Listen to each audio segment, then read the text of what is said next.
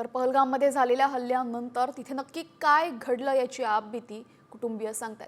जीव वाचवण्यासाठी आम्ही टिकल्या काढून फेकल्या, मोठमोठ्यानं अजान म्हटली, विनवण्या केला, मात्र दहशतवाद्यांनी आमचं काही ऐकलं नसल्याची आपबीती गणबोटेंच्या पत्नीनं सांगितलेली आहे। कौस्तुभ गणबोटेंचा पहलगाममधील दहशतवादी हल्ल्यात मृत्यू झाला। त्यानंतर आज शरद पवारांनी त्यांच्या पार्थिवाचं अंत्यदर्शन घेतलं आणि कुटुंबियांचं सांत्वन केलं।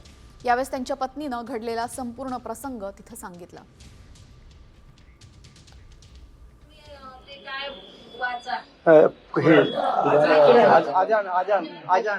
आम्ही सगळ्या लेडीज होतो तिथं, तर सगळ्यांनी मोठमोठ्याने आजान म्हटली, तर त्याने आमच्या माणसानं मारलं आणि त्यांचा मित्र असा कोपऱ्यात बसला होता, त्याला बोलवून घेतलं। आजान पडतंय क्या, बोलतंय क्या कुछ? आम्ही त्याचा ऐकून पटापट टिकल्या काढून फेकल्या की आम्हाला मारायला नको म्हणून, आणि सगळे अल्लाह अकबर म्हणायला लागलो। जोर जोरात अल्लाहचा दावा करायला लागलो। तो गेला निघून, पण या दोघांना मारून टाकलं। अजून एक आमच्या बरोबर होता, त्या तंबूच्या मागे बसलेला, त्याला पण मारलं। तर डोंबिवलीच्या अतुल मोनेंनी दहशतवाद्यांना गयावया केल्या, मात्र क्रूर कर्मात थांबले नाहीत, गोळ्या झाडतच राहिले। अतुल मोनेंची त्यांच्या पत्नी देखत हत्या केली आणि हा संपूर्ण थरार मोनेंच्या पत्नीनं सांगितलाय।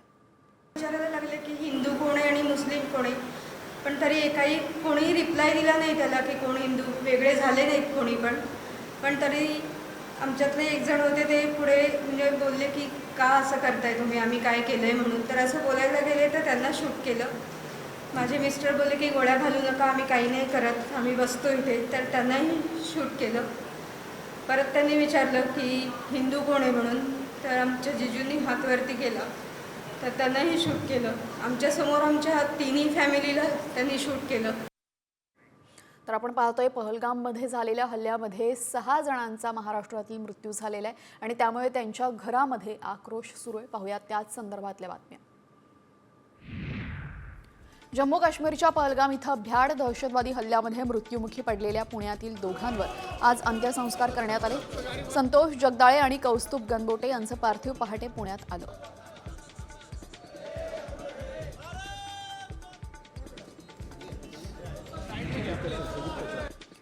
संतोष जगदाळे हे त्यांच्या 86 वर्षांच्या वृद्ध आईला काश्मीरला जाण्यापूर्वी भेटले होते। काश्मीरला फिरायला जातोय, लवकर येईन असं त्यांनी आईला सांगितलं, मात्र काश्मीरमध्ये दहशतवाद्यांनी त्यांना गोळ्या झाडून ठार केल्यानं जगदाळे कुटुंबियांवर आभाळ कोसळले। लाडक्या लेकाचं पार्थिव घरी दाखल होताच आईलाही अश्रू अनावर झाले।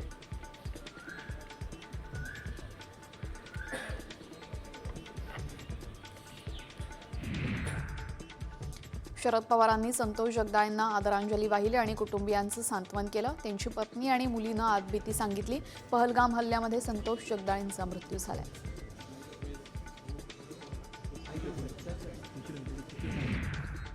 जीव वाचवण्यासाठी आम्ही टिकल्या काढून फेकल्या, मोठमोठ्यानं अजान म्हटली, विनवण्या केल्या, मात्र दहशतवाद्यांनी आमचं काहीही ऐकलं नसल्याची आपबीती गणबोटेंच्या पत्नीनं सांगितलेली आहे। कौस्तुभ गणबोटेंचा पहलगाममधील दहशतवादी हल्ल्यामध्ये मृत्यू झालाय।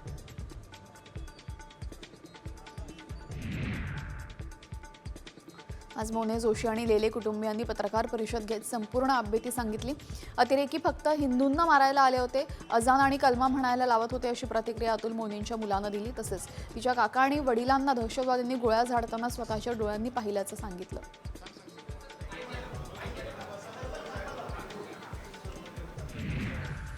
आता पाहूयात मुंबईमधल्या टॉप 5 बातम्या। पहलगाम हल्ल्यानंतर जम्मू काश्मीरमध्ये अडकलेल्या 75 पर्यटकांची पहिली तुकडी मुंबईमध्ये परतलेली आहे। विशेष विमानानं पर्यटक मुंबईमध्ये पोहोचलेत। मुंबई विमानतळावर त्यांचं स्वागत करण्यात आलं। उर्वरित पर्यटक लवकरात मुंबईत परतणार आहेत।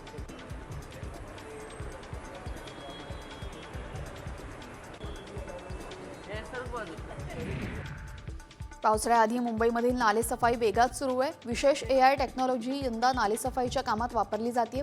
या कामांची मनपा प्रशासक गगराणी पाहणी करतायत। 31 मे पर्यंत नालेसफाई पूर्ण होईल असा विश्वास त्यांनी व्यक्त केला, तर 30% नालेसफाई पूर्ण झालेली आहे।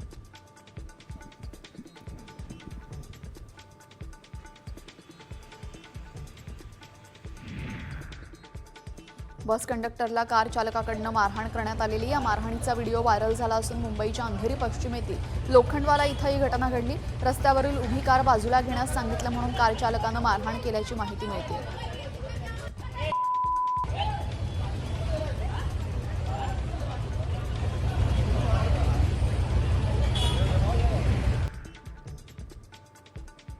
अंधेरीमध्ये पश्चिमेकडील एका इमारतीचं 3ऱ्या मजल्यावरील घराचे छत कोसळलेले आहे. छताचा मोठ्या प्रमाणात काँक्रीट आणि पंखा खाली पडला. यामध्ये 2 जण जखमी झाले असून त्यांना शासकीय रुग्णालयामध्ये उपचारासाठी दाखल करण्यात आलं. दरम्यान इमारतीचं बांधकाम निकृष्ट दर्जाचं असल्याचा आरोप रहिवाशांनी केलेला आहे.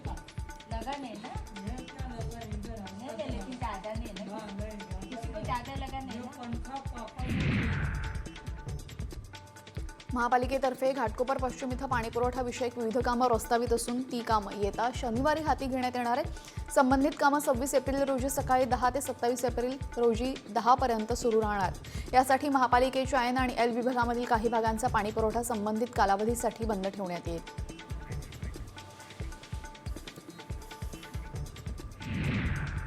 आता पाहूयात नाशिकमधल्या टॉप 5 बातम्या. नाशिकच्या देवळ्यातील विंचूर प्रकाशा राष्ट्रीय महामार्गावर 4 चाकीला आग लागली. यावेळेस चालकाने प्रसंगावधान राखत गाडी रस्त्याच्या बाजूला उभी केली, त्यामुळे कोणतीही जीवितहानी झाली नाही. आगीचं कारण मात्र अद्याप अस्पष्ट आहे.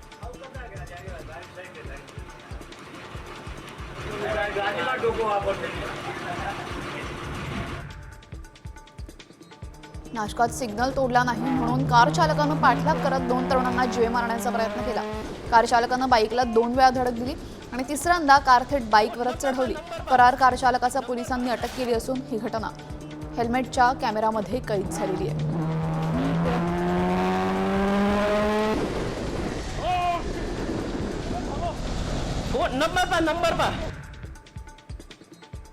राज्याचे मुख्य सचिवांनी आज आगामी सिंहस्थ कुंभमेळ्याच्या तयारीचा आढावा घेतला. त्र्यंबकेश्वरच्या आराखड्याला अंतिम रूप देण्याची तयारी सुरू झालेली आहे. 29 एप्रिलला चौंडीमध्ये होणाऱ्या राज्य मंत्रिमंडळाच्या बैठकीमध्ये कुंभमेळ्यासाठी त्र्यंबकेश्वर शहराच्या आराखड्याचं सादरीकरण केलं जाणार आहे.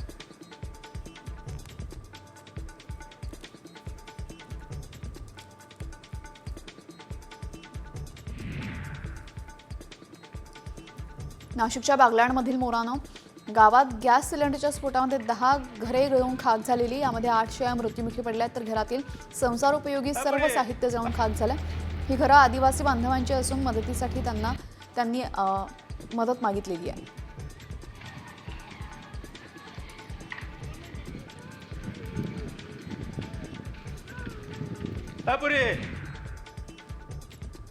त्र्यंबकेश्वर साधू हत्या प्रकरणी अजय गमे आणि वाळू कसबेला 26 एप्रिलपर्यंत पोलीस कोठडी सुनावलेली आहे. या दोघांच्याही साधूच्या हत्येप्रकरणी अटक करण्यात आलेली आहे. लाथाबुक्क्यांनी केलेल्या मारहाणीमध्ये साधूचा मृत्यू झाला होता. साधूला मारहाण करतानाचा सीसीटीव्ही कैद झालेला आहे.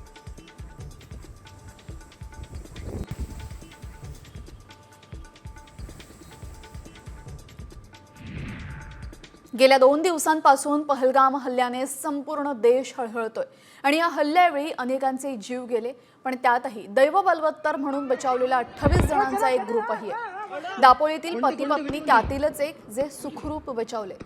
त्यातील चौघले कुटुंबांनी बचावाचा संपूर्ण थरार सांगितलाय. प्रशासनाने आम्हाला फुल सहकार्य केले. तिथले स्थानिक होते, नंतर काही प्राथमिक विक्रीसाठी तिथं सगळं बंद झालं होतं दुकान वगैरे. तिथल्या लोकांनी लेडीज वगैरे आल्या. आमच्या महिलांना म्हणाल्या तुम्ही काय प्रॉब्लेम असेल तर आमच्याकडे या, तुम्ही थोडं फ्रेश व्हा आणि घाबरू नका अजिबात. घाबरण्याचं कारण नाही, इथे काय तसं होत नाही. काय झालं असेल तर अजून काय तोपर्यंत निश्चित काय झालं हे कळलं नव्हतं. मग नंतर एक अर्धा तासानंतर फायरिंग झालं, हे झालं सगळ्यानंतर आर्मी गेल्यानंतर हे सगळं कळलं.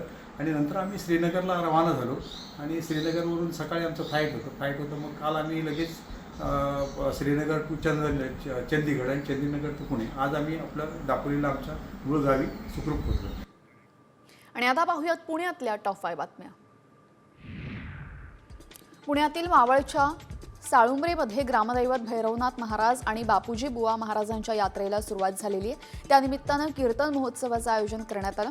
यावेळेस भाविकांचा कीर्तनाला मोठा प्रतिसाद मिळाला.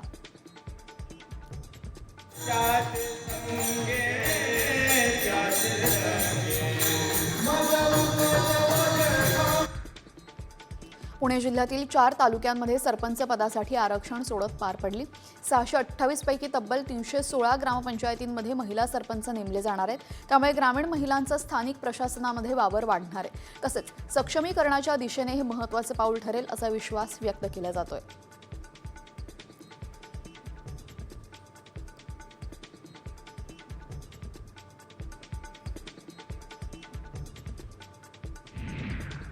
पहलगाममध्ये झालेल्या दहशतवादी हल्ल्याचा भर कार्यक्रमात लावणी कलावंतांकडून निषेध आणि संताप व्यक्त करण्यात आला. दौंडमधील कार्यक्रमामध्ये लावणी कलावंत आणि रील स्टार हिंदवी पाटील हिनं पाकिस्तान मुर्दाबादच्या घोषणा दिल्या. यावेळेस प्रेक्षकांनी सुद्धा हिंदवीच्या घोषणाबाजीला प्रचंड प्रतिसाद दिला.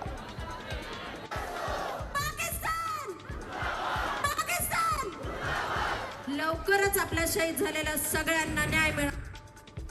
पिंपरी चिंचवड शहरातील आनंदनगर झोपडपट्टीला भीषण आग लागलेली आहे. झोपडपट्टीतील आतील भागामध्ये आग लागल्याने आग आटोक्यात आणण्यासाठी अग्निशामक विभागाला अडचणी येत होत्या. मात्र पाईपलाईन आणि फायर होसच्या सहाय्यानं अग्निशामक विभागानं काही तासांच्या आतच आग आटोक्यात आणली. या आगीमध्ये मनुष्यहानी झाली नसली तरीही वित्तहानी मोठ्या प्रमाणात झालेली आहे.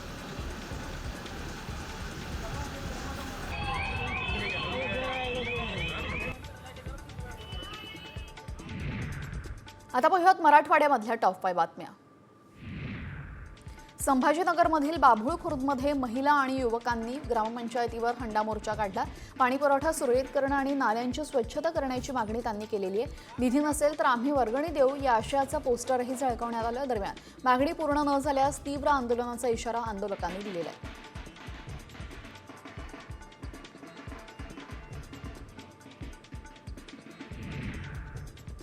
राज्यातल्या धर्मादाय रुग्णालयांवर ऑनलाईन नियंत्रणाची निर्णय घेण्यात आलेला आहे. मुख्यमंत्री सहाय्यता निधी कक्ष आणि धर्मादाय रुग्णालय मदती कक्षाच्या आढावा बैठकीमध्ये हा निर्णय झाला. रुग्णांकडून अनामत रक्कम घेत असल्याच्या तक्रारी आलेल्या, त्यामुळे अशा रुग्णालयांची तपासणीसाठी विशेष पथकं नेमण्याची सूचना फडणवीसांनी दिलेली आहे.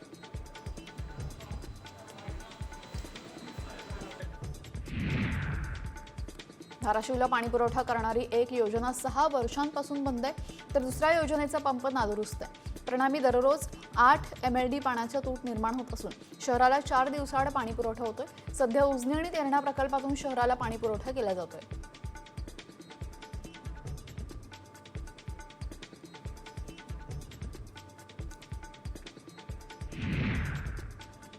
जळगावच्या भुसावळ रेल्वे स्थानकावर अनधिकृत विक्रेत्यांवर कारवाई करण्यात आली. यावेळेस अनेक विक्रेते विनापरवाना अन्न आणि पेयपदार्थ विकत होते, त्यांना RPFच्या ताब्यात देण्यात आलं. दरम्यान प्रवाशांना दर्जेदार केटरिंग सेवा देण्याच्या उद्देशानं ही मोहीम राबवण्यात आली.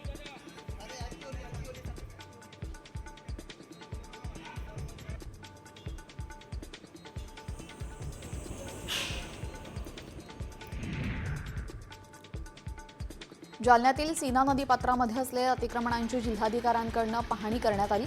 तसंच नदीपात्रातील सर्व अतिक्रमणं काढून घेण्यास नदी स्वच्छ करण्याचे निर्देश प्रशासनाला दिलेले आहेत.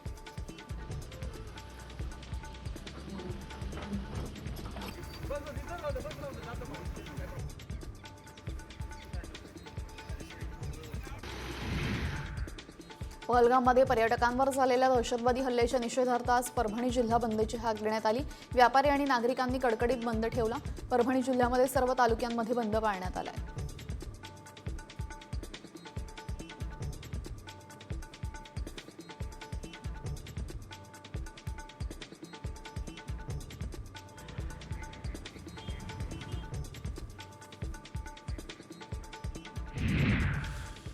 आता एक महत्त्वाची बातमी समोर येते. पंजाबमधल्या फिरोजपूरमध्ये BSF जवान चुकून 0 लाईनवर गेला आणि पाकिस्तानी रेंजर्सच्या ताब्यात गेलेला आहे. फिरोजपूर हे भारत-पाकिस्तान सीमेवरील एक जागा आहे जी 0 लाईनचा हिस्सा आहे आणि सीमा सुरक्षा दलाचा सैनिक तिथल्या शेतामध्ये पाहणी करत असताना चुकून सीमापार जागेवर गेला. त्याच्याकडे असलेल्या हत्यारं सुद्धा त्या पाकिस्तानी सैन्यानं घेतली असून आता चुकून पाकिस्तानी सीमेवर गेल्यामुळे कैदेत असलेल्या BSF जवानाविषयी भारत सरकार चिंतेत आहे. दरम्यान त्याच्या सुटकेसाठी आता काही प्रयत्न केले जातात. भारत सरकारकडनं हे पाहणं महत्त्वाचं ठरेल.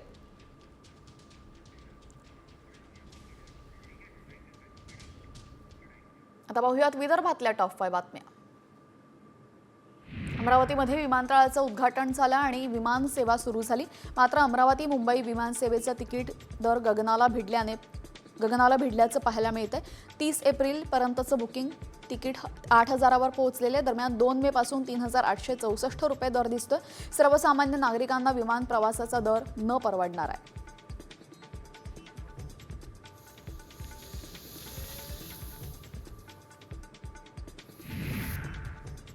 ताडोबा व्याघ्र प्रकल्पामध्ये पांढऱ्या कुंपण असलेल्या गिधाडांची दुसरी तुकडी सोडण्यात आलेली आहे. जटायू संवर्धन प्रकल्पाचा भाग म्हणून 5 गिधाडांची दुसरी तुकडी ताडोबा कोळसा परिक्षेत्रामध्ये सोडण्यात आली.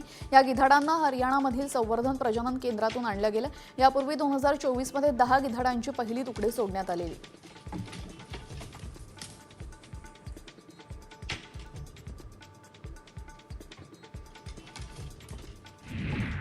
नागपूरसह विदर्भामध्ये पुढील 2 दिवस ऑरेंज अलर्ट जारी करण्यात आलेला आहे. मागील 15 दिवसांपासून राज्यभरामध्ये उष्णतेचे चटके सहन करावे लागतात. त्यातच विदर्भामध्ये हीट वेव्हमुळे अधिकच त्रास जाणवतोय. प्रादेशिक हवामानाने 2 दिवसांसाठी ऑरेंज अलर्ट देण्यात आलेला आहे. ऑरेंज अलर्टमुळे पुढील 2 दिवस हे तापमान 45 अंशांच्या घरात राहण्याची शक्यता आहे.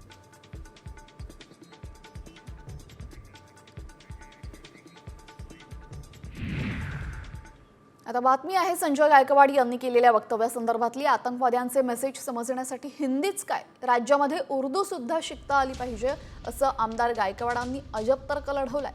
देशभरामध्ये पहलगाम दहशतवादी हल्ल्यावरनं तीव्र संताप एका बाजूला व्यक्त होते. या हल्ल्यामध्ये 26 निष्पाप नागरिकांनी आपला जीव गमावलाय आणि अनेक पर्यटक जखमी झाले. दरम्यान आता राज्यात उर्दू शिकवावी अशी मागणी गायकवाडांनी केलेली. आज देशामध्ये कुठेही गेलं तर हिंदीमध्ये बोललं जातं, इंग्लिशमध्ये बोललं जातं. माझं म्हणणं आहे की छत्रपती संभाजीराजांना 16 भाषा अवगत होत्या. मग तुम्ही त्यांच्या त्या विचाराला पण लात मारणार आहात का? शिवाजी महाराज, राजमाता जिजाऊ हे बहुभाषिक होते, त्यांना सगळ्या भाषा यायच्या. अरे आज आमचं पोरगं महाराष्ट्राला जगात फिरल तर त्याला जगाच्या भाषा आल्या पाहिजे. एवढंच माझं काय, हिंदीच नाही उर्दू भाषा पहिल्याकडून शिकवली पाहिजे. हे असे आतंकवाद्यांचे जे मेसेज जातात ना, आपल्याला उर्दू समजत नाही म्हणून पकडले जात नाही. उर्दू पण शिकवली पाहिजे. वर्धा पोलिसांनी एका अट्टल चोरट्याला त्याच्या साथीदारासह अटक केलेली आहे. त्याने जालन्यातून दुचाकी चोरी केली. तसंच विविध भागामध्ये महिलांच्या गळ्यातील सोनसाखळी चोरण्याचा सपाटा सुरूच होता. दरम्यान चोरांनी चोरीची कबुली दिली असून त्यांच्याकडनं 22,243 रुपयांचा मुद्देमाल जप्त करण्यात आलाय.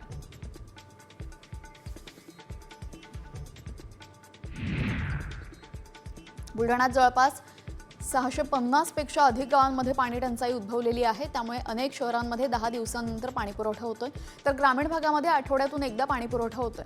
त्यातच शेतीसाठी मोठ्या प्रमाणात उपसा होत असून प्रशासन याकडे दुर्लक्ष करत आहे. त्यामुळे मे महिन्यामध्ये भीषण पाणी टंचाईची शक्यता वर्तवण्यात आलेली आहे.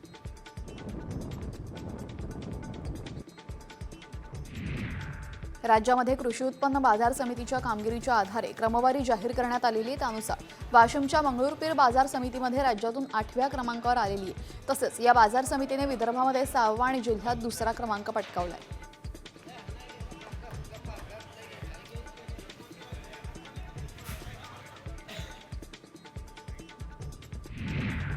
आता पाहूयात पश्चिम महाराष्ट्रामधल्या महत्त्वाच्या 5 बातम्या. सांगलीमध्ये माजी मंत्री शिरोळाचे आमदार राजेंद्र पाटील आणि पोलीस निरीक्षकांमध्ये वादावादी झाली. मुंबईतील जैन समाज मंदिर पाडल्याच्या निषेधार्थ सांगलीतील सकल जैन समाजाच्या वतीने जिल्हाधिकारी कार्यालयावर मोर्चा काढण्यात आला होता. दरम्यान हा संपूर्ण वाद तेव्हाच झाला.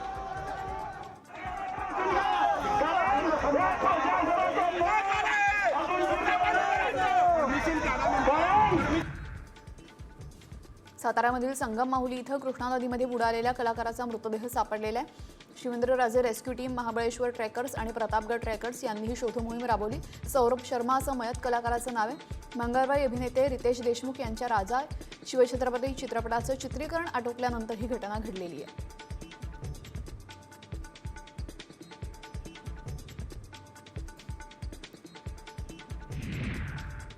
सातारा जिल्ह्यातील 7 पर्यटक काश्मीर, श्रीनगर इथं अडकलेले. आज जम्मूला परतणार होते, मात्र दहशतवादी हल्ल्यामुळे काश्मीरहून जम्मूला गाड्या जात नसल्याने ते अडकलेले आहेत. पुढील 2 दिवसांनंतर ते पर्यटक सातारा जिल्ह्यामध्ये परतणार असल्याचं कळतंय.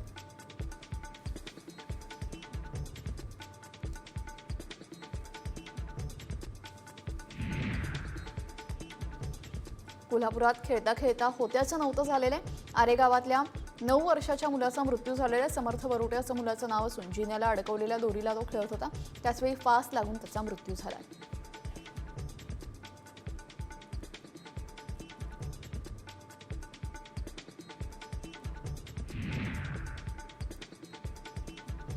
सोलापूर ते गोवा विमानसेवा 26 मे पासून सुरू होणार आहे फ्लाय 91 कंपनीकडून ही विमान सुविधा मिळणार आहे. सोलापूर ते मुंबई अशी विमानसेवा सुरू करावी ही मागणी होत असताना सोलापूर ते गोवा अशी पहिली विमानसेवा मिळणार आहे. सोलापूरच्या विमानसेवेसाठी पालकमंत्री जयकुमार गोरे दिल्ली दौऱ्यावर आहेत.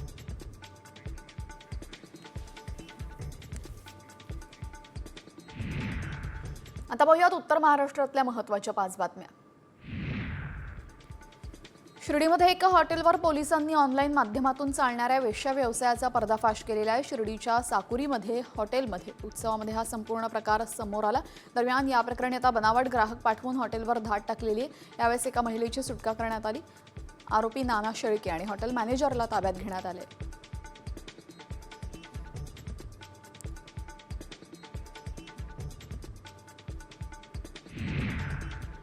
वाढत्या उन्हाचा परिणाम भाजीपाल्याच्या उत्पादनावरही होतोय. भाजीपाल्याचं उत्पादन घटलं असून बाजारपेठेत आवकही घटलेली आहे. परिणामी मागणीच्या तुलनेमध्ये भाजीपाला कमी असल्याने दरही वाढलेले आहेत. गवार, भेंडी, गाजराची विक्री 60 रुपये किलोप्रमाणे होते.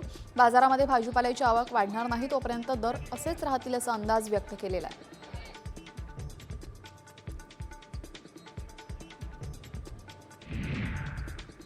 लिफ्ट देण्याच्या बहाण्याने 4 व्यक्तींनी एका तरुणावर हल्ला केला. त्याच्या खिशातील रोख रक्कम आणि मोबाईल हिसकावून घेतल्यानंतर मोबाईलमधून फोनपे कोड घेऊन बँक खात्यामधून 7,200 रुपये काढले. या प्रकरणी 4 गुन्हा नोंद झालेला आहे.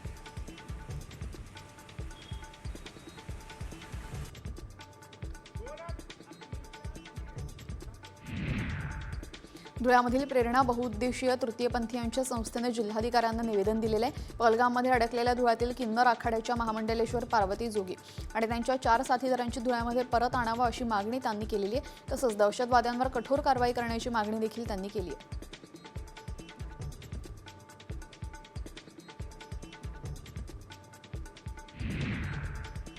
जळगावमध्ये फैजपूरमध्ये पाणीपुरवठ्याचं नियोजन कोलमडलेलं आहे. अनेक दिवसांपासून शहराला अनियमित पाणीपुरवठा होतोय. त्यामुळे नागरिकांना पाण्यासाठी चांगलीच कसरत करावी लागते. याबाबत वारंवार तक्रार करूनही पालिका कोणतीही दखल घेत नाहीये. त्यामुळे नागरिकांमध्ये नाराजी पसरलेली आहे.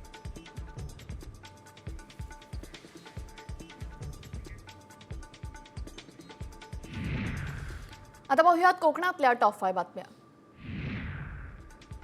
शरद पवार यांनी सिंधुदुर्गच्या वेंगुर्ल्यामध्ये प्रादेशिक फळ संशोधन केंद्राला भेट दिली. यावेळेस कृषी विद्यापीठाच्या शास्त्रज्ञांसोबत त्यांनी बैठकही घेतली. फळ संशोधनाचा पवारांनी आढावा घेतला. तसंच नवीन विकसित केलेल्या आंबा आणि काजूच्या उत्पादनाची त्यांनी पाहणी केलेली आहे.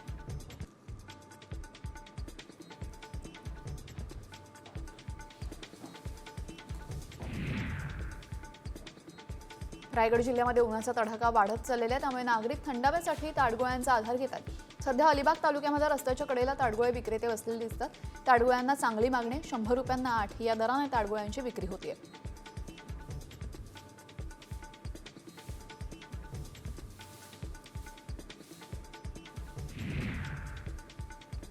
रत्नागिरीच्या चिपळूणमधील आंबतखोतमधील जंगलामध्ये गोवा बनावटीचा मद्यसाठा जप्त केलेला आहे. मद्यसाठा एका कात कंपनीच्या पत्राशेडमध्ये लपवून ठेवला होता. त्याची किंमत 21,66,000 इतकी. या प्रकरणी अज्ञात आरोपी विरोधात गुन्हा दाखल करण्यात आला असून पुढील तपास सुरू आहे.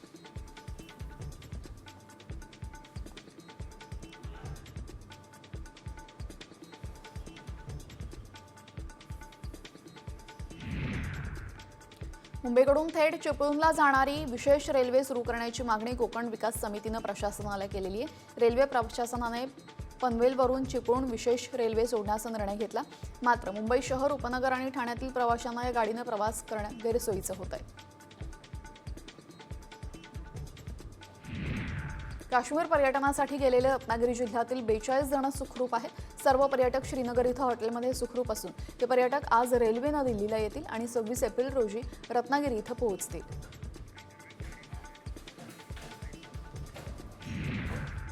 आता पाहूया ठाणे पालघरमधल्या महत्त्वाच्या 5 बातम्या.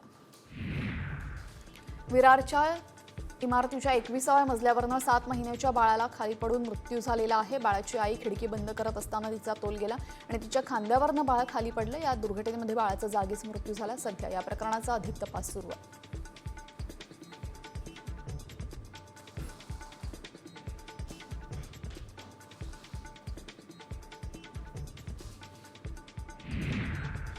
अमरनाथच्या लोकनगरी बायपास रस्त्यावर 4 चाकी वाहनाचा भीषण अपघात झाला. भरधाव वेगातील कारवरील ताबा सुटल्याने अपघात झाला असून संपूर्ण घटना सीसीटीव्हीत कैद झाली. सुदैवानं अपघातामध्ये कोणतीही जीवितहानी झाली नाही. मात्र रस्त्यावर असलेले इतर वाहन चालक या अपघातातून थोडक्यात बचावले.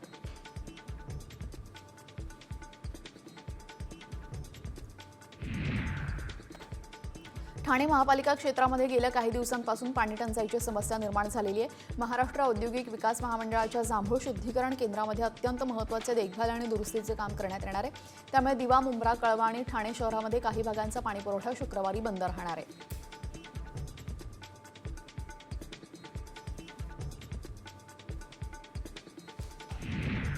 अंबरनाथमधील उद्योजक विश्वनाथ पनवेलकर यांच्या घरावरील गोळीबार प्रकरणी फरार असलेला मुख्य आरोपी जितेंद्र पवार उर्फ टायगरला शिवाजीनगर पोलिसांनी बेड्या ठोकल्या.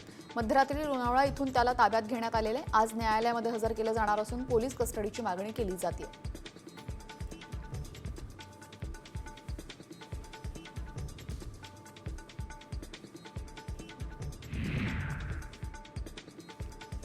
बदलापूर रेल्वे स्थानकामध्ये प्लॅटफॉर्म क्रमांक 1 वर लोखंडी जाळ्या लावून तो बंद केलेला आहे. त्यामुळे होम प्लॅटफॉर्मवर प्रचंड ताण येतोय.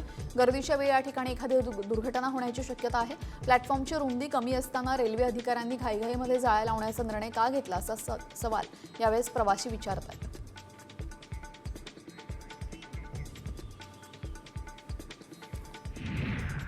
आणि आता बातमी आहे मुंबईकरांसाठी मोठी. ब्रिटिशकालीन एल्फिन्स्टन पूल उद्या रात्री 9 वाजल्यापासून वाहतुकीसाठी बंद करण्यात येणार आहे. वाहतूक कोंडी टाळण्यासाठी पोलिसांकडून विशेष नियोजन करण्यात आलेलं आहे. या ठिकाणी नवा पूल बांधण्यात येणार असून नवीन पूल बांधण्यासाठी सुमारे 2 वर्षे लागण्याची शक्यता आहे.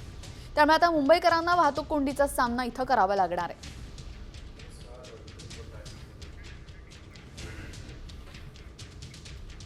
तर आपण पाहतोय दादर पूर्वकडून दादर पश्चिमेकडे जाण्यासाठी टिळक पुलाचा वापर केला जातो. परेल पूर्वकडून प्रभादेवी लोअर पराळकडे जाण्यासाठी करी रोड पुलाचा वापर करता येणार आहे. सकाळी 7 ते दुपारी 3 वाजेपर्यंत.